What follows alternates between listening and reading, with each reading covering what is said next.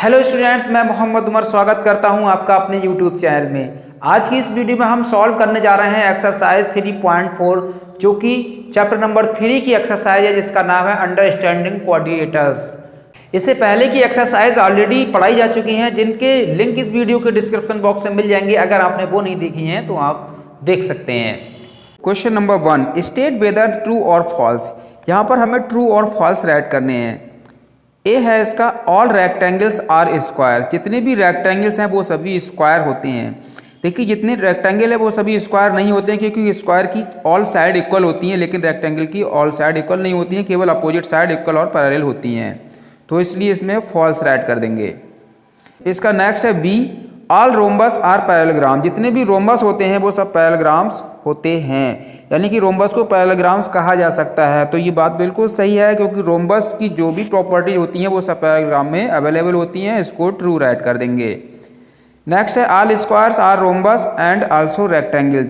जितने भी स्क्वायर्स होते हैं वो सब रोम्बस होते हैं। रोम्बस और रेक्टेंगल्स कहा जा सकता है स्क्वायर्स को। तो वो सही बात है क्योंकि जितनी भी स्क्वायर की प्रॉपर्टीज होती हैं वो रोम्बस और रेक्टेंगल्स फुलफिल करते हैं इसको, इसलिए इसको ट्रू राइट कर देंगे। नेक्स्ट है all squares are not parallelograms. जितने भी स्क्वायर्स हैं वो सब पैरेललोग्राम्स नहीं होते हैं, तो ये गलत है। जितने भी स्क्वायर्स हैं उनको पैरेललोग्राम्स भी कहा जा सकता है, यानी कि इसमें फॉल्स राइट कर देंगे। नेक्स्ट है all kites are rhombus. Rhombuses, जितनी भी काइट्स हैं वो सभी रोम्बसेस होती हैं। तो ऐसा नहीं है क्योंकि काइट्स की ऑल साइड इक्वल नहीं होती हैं, रोम्बस की ऑल साइड इक्वल होती हैं, इसलिए ये फॉल्स हो जाएगा। फिर है ऑल रोम्बसेस आर काइट्स। जितने भी रोम्बस हैं उनको काइट कहा जा सकता है, तो ये काइट की प्रॉपर्टी को रोम्बस फुलफिल करते हैं, इसलिए इसमें ट्रू कहा जाएगा। नेक्स्ट है ऑल पैरेललोग्राम्स आर ट्रेपेजियम। जितने भी पैरेललोग्राम्स होते हैं वो ट्रेपेजियम भी हो सकते हैं, तो ये बात भी सही है, ये ट्रू है। ट्रेपेजियम की जो भी प्रॉपर्टीज हैं वो पैरेललोग्राम्स फुलफिल करते हैं। नेक्स्ट है ऑल स्क्वायर्स आर ट्रेपेजियम। जितने भी स्क्वायर हैं वो सभी ट्रेपेजियम्स होते हैं, तो ये गलत है। स्क्वायर जो हैं ट्रेपेजियम नहीं हो सकते हैं। ट्रेपेजियम की जो स्क्वायर की जो प्रॉपर्टीज हैं वो ट्रेपेजियम फुलफिल नहीं करता है, इसलिए इसमें एफ राइट कर देंगे। Next question number 2, identify all the coordinators that have. In coordinators को पहचानिए जिनकी होती हैं 4 साइड ऑफ इक्वल लेंथ। जिनकी 4 साइड इक्वल लेंथ की होती हैं, तो जिसमें 4 साइड इक्वल लेंथ की होती हैं वो स्क्वायर होता है और रोम्बस होता है, तो इसमें रोम्बस और स्क्वायर राइट कर देंगे आंसर में। नेक्स्ट है बी, 4 राइट एंगल। जिसमें 4 राइट एंगल्स होते हैं, तो 4 राइट एंगल्स स्क्वायर में होते हैं और रेक्टेंगल में होते हैं, तो स्क्वायर और रेक्टेंगल इसका आंसर हो जाएगा। Question number 3, explain how a square is a coordinator. Explain करिए कि किस तरह से एक स्क्वायर एक कोऑर्डिनेटर होता है। तो भैया कोऑर्डिनेटर को 4 साइड चाहिए है ना, तो स्क्वायर की 4 साइड होती हैं, तो राइट कर देंगे square is a 4 sided so it is a coordinator.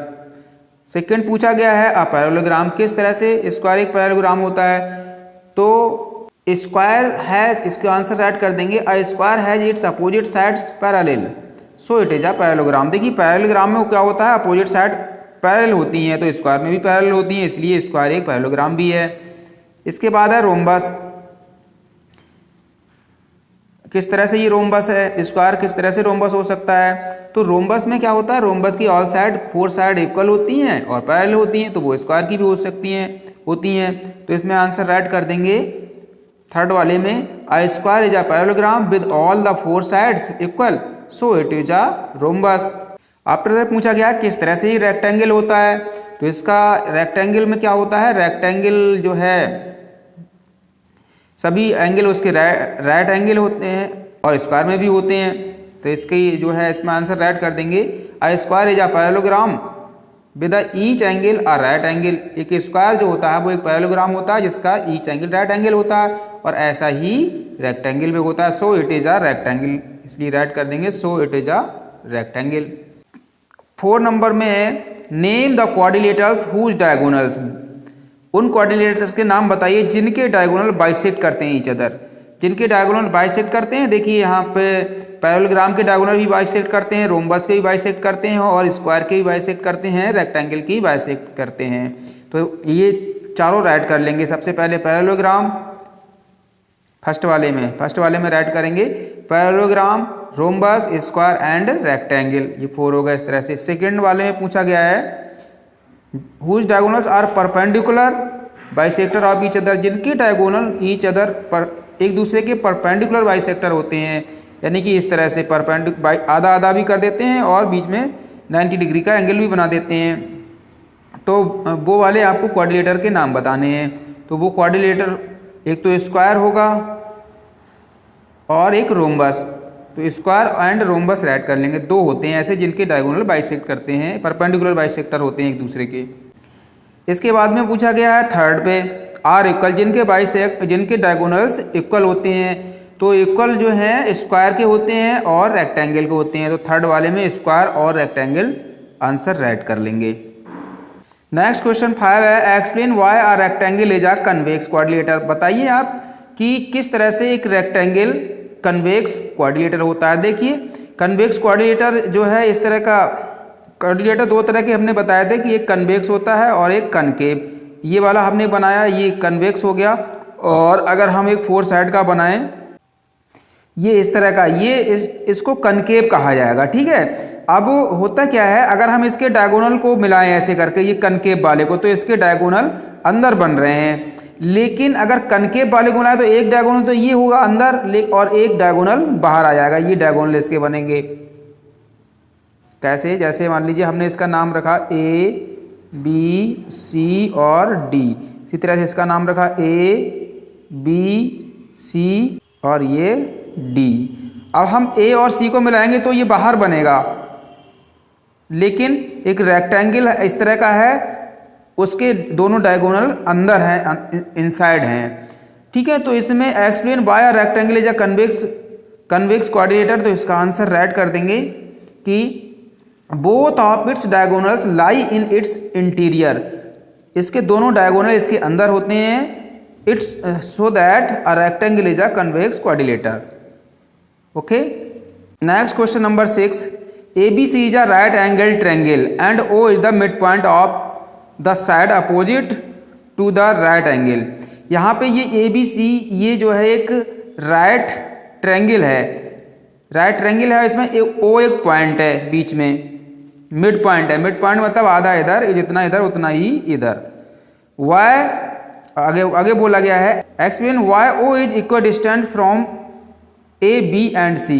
बताइए कि किस तरह से जो O है वो A B और C से इक्वल डिस्टेंस पर है, यानी कि OA और OB और OC इक्वल किस तरह से है ये बताइए। तो आगे बोला गया है the dotted lines are drawn additionally to help you. जो डॉटेड लाइन है वो मदद करने के लिए एडिशनल कर दी गई, बढ़ा दी गई हैं। तो ये डॉटेड लाइन है जो बढ़ा दी गई हैं, इस तरह से एक हमें ये एक क्वाड्रिलेटर मिल जाता है, रेक्टेंगल मिल जाता है। ABCD क्या मिल जाता है, एक रेक्टेंगल। यहाँ पे हम राइट कर लेंगे ABCD इज आर रेक्टेंगल। ठीक है, अब जब ABCD एक रेक्टेंगल है तो बी नो की in rectangle diagonals bisect each other.